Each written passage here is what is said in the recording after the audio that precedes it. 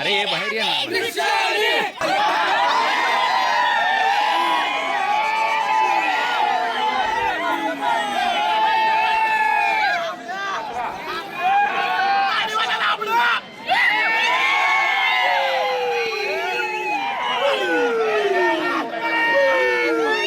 प्रत्येक फेरीमध्ये लीड घेताय, आघाडीवर आहात, विजयी झालेला आहात. काय पहिली प्रतिक्रिया, कोणाच्या आठवणीत?